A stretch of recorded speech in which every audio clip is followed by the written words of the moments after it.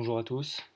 Bonjour à tous. Donc dans cette vidéo, je vais vous expliquer comment euh, scraper une page internet de mon choix. Comment avec un module qui s'appelle Beautiful Soup via Python. Et je travaille sous Mac. Euh, donc voilà, je vais vous faire une petite démonstration. Donc euh, mon but était de réaliser le scrapping de ça d'Ecosia, le moteur de recherche Ecosia.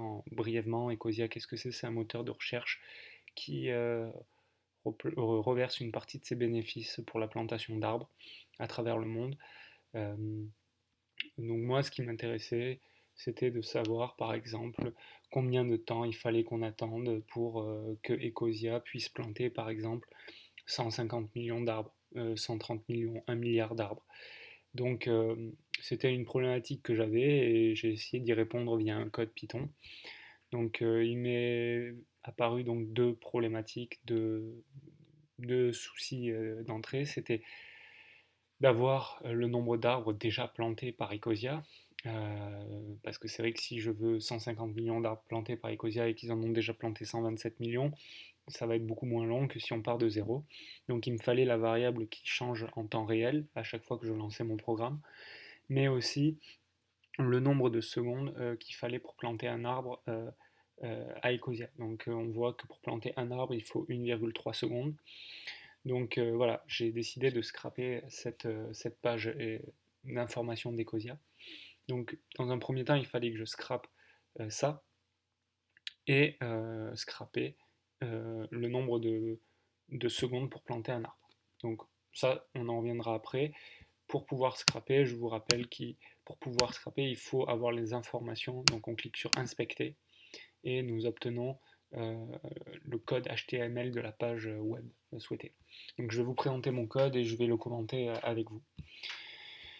Donc dans un premier temps, j'ai importé des modules qui s'appellent urlib request et Beautiful Soup, ainsi que sys.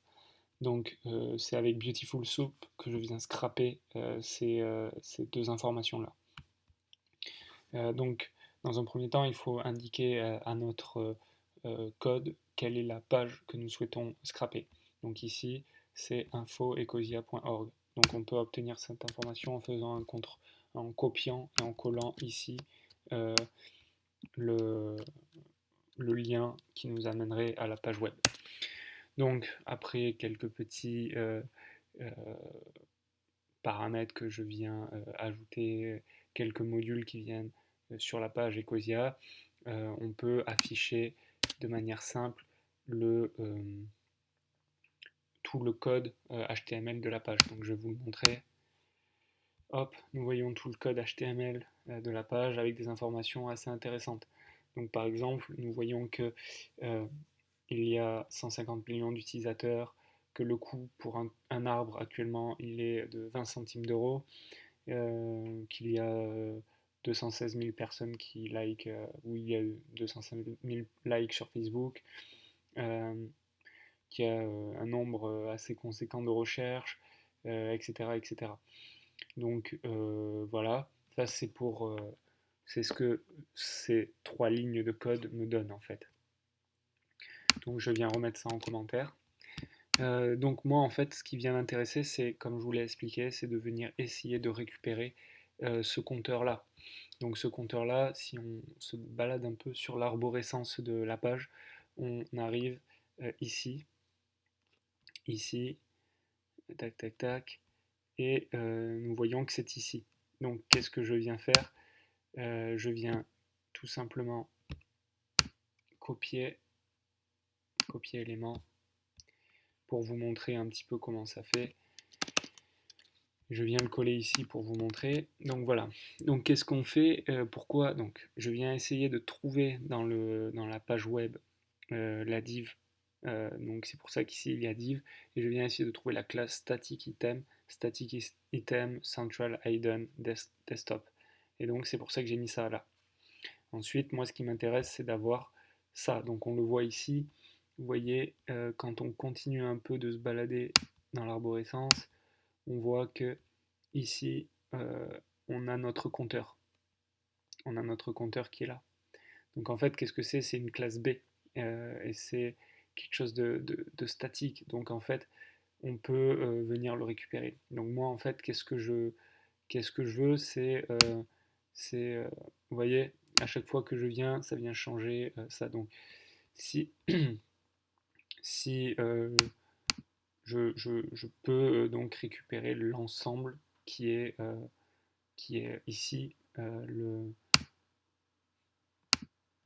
qui est ici le nombre total d'arbres plantés actuellement. Donc, euh, je viens, c'est cette classe B qui vient m'intéresser. Euh, donc, je le vois ici, classe B static value. Et donc, c'est pour ça que je viens prendre, euh, je viens chercher dans match, dans cette arborescence qui est déjà connue, je viens prendre le B ici, j'arrive donc ici à la classe B, static value highlight, et donc je viens récupérer le format texte. Donc ici, si je viens, donc ça je le supprime pour garder quelque chose de print tree count. Ça je viens le cacher histoire que vous ne soyez pas perturbé, et je relance mon code, pardon, et en fait je vois ici, alors attendez, parce que peut-être que là on voit pas très bien, ça on va arrêter ça, tac. Voilà, et en fait on voit ici que j'ai mon nombre d'arbres qui est planté là. Donc attendez, pour pas qu'on soit perturbé, je vais cacher les autres commentaires, qu'on puisse bien tout voir. Print result. Voilà. Donc là, je relance, j'arrête ça, je clear, je relance, que vous puissiez bien voir. Donc voilà, en fait, donc on a, ça c'est notre nombre d'arbres. Donc, il m'est apparu important à ce moment-là de remplacer ces virgules par rien, en fait, histoire d'avoir un nombre, un entier sans problème de format. Donc, je vais vous montrer à présent quand j'ai fait, hop, pardon, quand j'ai relancé après avoir fait ça, on voit bien ici qu'on obtient un nombre sans virgule et de manière bien compacte. Donc voilà, j'ai continué et ensuite il m'a fallu avoir le chiffre 1,3 secondes. Donc comment est-ce que j'obtiens 1,3 secondes? Tout simplement de la même façon. 1,3 secondes, je viens donc récupérer ça. Donc c'est cette static item ici qui vient m'intéresser. Donc un contrôle droit et je viens copier élément pour vous montrer. Et donc en fait, encore une fois, on le voit écrit ici 1,3 secondes. Donc je vous commente mon code. Donc je viens trouver le UL de la classe, parce qu'en fait ici, vous voyez c'est UL ici, il faut que je prenne tout en fait pour être bien précis. Donc je viens prendre le UL et je viens prendre la classe static list qu'on voit ici, static list. Et ensuite je viens me balader et je viens récupérer comme tout à l'heure le B, la classe 1,3, ce qui va me donner 1,3 secondes. Moi, ça ne m'intéresse pas d'avoir 1,3 secondes, donc je viens remplacer ce espace seconde par rien. Et je viens convertir ce 1,3 de manière à ce que ça soit considéré comme une comme une comme un chiffre à virgule. Voilà, pardon. Donc ça, je viens de supprimer. Et donc j'ai mon seconde, ce 1,3 secondes qui est considéré comme un chiffre à virgule. Et moi, ce qui m'intéressait, c'est donc on se rappelle qu'il faut 1,3 secondes pour planter un arbre. Mais moi, ce qui m'intéresse, c'est combien d'arbres sont plantés par seconde. Donc du coup, je viens faire ma division de de, de ça par 1. Donc ainsi, j'obtiens le nombre de secondes d'arbres plantés par seconde. Et quand je lance ça, donc je vais arrêter ça, tac, je clear. Quand je lance ça, on se rend compte qu'il me faut donc par seconde, nous plantons environ 0,76 arbres, 0,77 arbres par seconde. Donc voilà.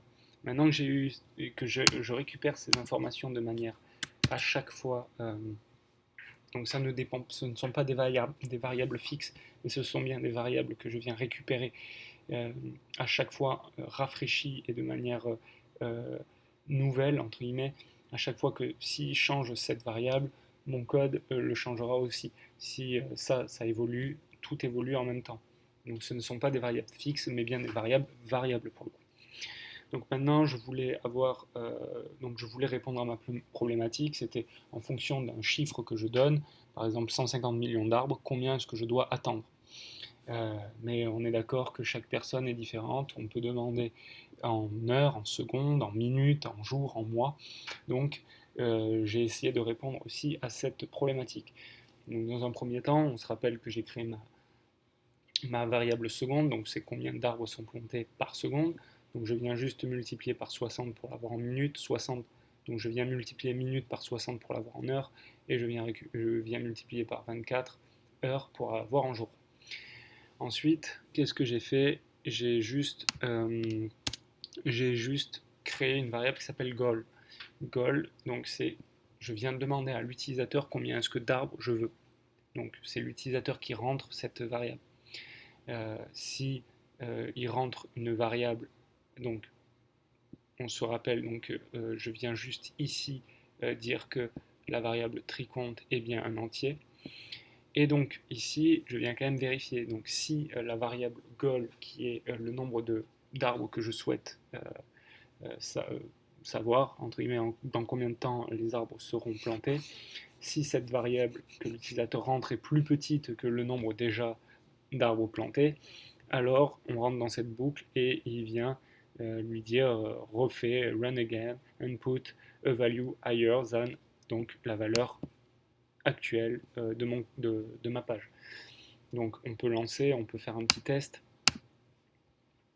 Donc si par exemple je rentre, donc il y a combien d'arbres? Il y a 127 millions d'arbres. Donc si je rentre 100 millions d'arbres, 1, 2, 3, 1, 2, 3, hop, il m'affiche ce message, il faut que ça soit supérieur à 127, 792, 191, et bon, si je rafraîchis, je pense que voilà, c'est pour ça, il y avait un petit problème de c'était pas rafraîchi à temps, donc on se rend compte que c'est bien pris en temps réel. Donc ça, c'est pour résoudre ce problème-là. Donc si on relance notre code maintenant et qu'on met une valeur plus importante, donc si je veux mon résultat, donc vous voyez, ensuite après, je crée un résultat. Donc si par exemple l'utilisateur met 150 millions, ce qui m'intéresse, c'est en combien de temps la différence entre les arbres déjà plantés et les arbres que l'utilisateur veut planter. Donc si c'est 150, c'est la différence entre 150 millions et 127 millions. Donc c'est 13 millions, non c'est 23 millions, excusez-moi, c'est 23 millions d'arbres qui sont c'est en combien de temps ces 23 millions d'arbres vont être plantés. Donc result, c'est juste la différence entre ça, entre les 150 par exemple et les 123 et les 127 millions, pardon, que je divise par seconde. Donc c'est en combien de secondes, combien d'arbres sont plantés par seconde, et ça va me donner combien de temps il faut que j'attende par seconde pour savoir ça. Donc, encore une fois, là c'est en secondes, mais en quelle unité je veux avoir mon résultat? Donc, est-ce que c'est en secondes, en minutes, en heures, en jours, en mois ou en années? Donc là, donc on vient redemander à l'utilisateur en quelle unité je veux ma réponse. Et donc ici, si je rentre seconde, hop, ça vient m'afficher, vous devez attendre le résultat directement ici, seconde. Si par contre je le veux en minutes, donc en fait ce n'est juste que le résultat divisé par 60, excusez-moi. Et si je le veux en heures, c'est ce résultat divisé par 3600, en jours divisé par 86 400, etc., etc. pour mois euh, et par an. Donc je vous propose de faire un petit test. Donc si par exemple je veux savoir combien... Alors je vais faire quelque chose avant, histoire de voir un petit peu plus clair. Je vais arrêter ça, je vais clear. Hop, et je vais relancer. Voilà. Donc combien est-ce que je veux 150 millions d'arbres par exemple 1, 2, 3, 1, 2, 3. En quelle année en quelle unité je le veux. Donc moi je vais dire, je veux savoir combien de jours je dois attendre. Donc on va écrire days. Et donc là ça vient me dire que je dois attendre 334 jours. Voilà. Un peu plus de 334 jours. Bon, 334 jours, vous l'aurez compris, c'est beaucoup. Donc je vais plutôt lui demander en mois. Donc toujours la même chose, 150 millions. 1, 2, 3, 1, 2, 3. Et donc vous voyez, months, je lui autorise cette months. Hop, ça n'a pas marché, excusez-moi. Hop, je vais recommencer. Je le veux en 150. Si je écris months, non, ça ne veut pas. Est-ce que c'est du... Hop, je crois que j'ai un petit bug. 150. Si je le veux en months. Non, ça ne veut toujours pas. Attendez, on va peut-être lui rajouter ici months comme ça. Réessayons. 150. Voilà. Donc là, ça a marché. Il y avait un petit problème de... Je pense que j'avais un petit bug. Months, donc je dois attendre environ 10 mois, un peu plus de 10 mois, pratiquement 11 mois, pratiquement une année. Donc c'est bien le résultat qu'on avait trouvé tout à l'heure pour avoir mes 150 millions d'arbres. Donc voilà un petit exercice qui j'espère vous aura plu. Donc c'est avec Beautiful Soup.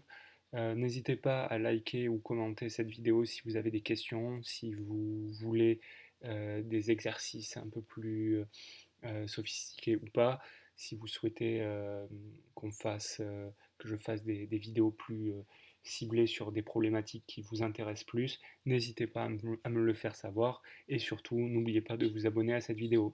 Je vous remercie, au revoir.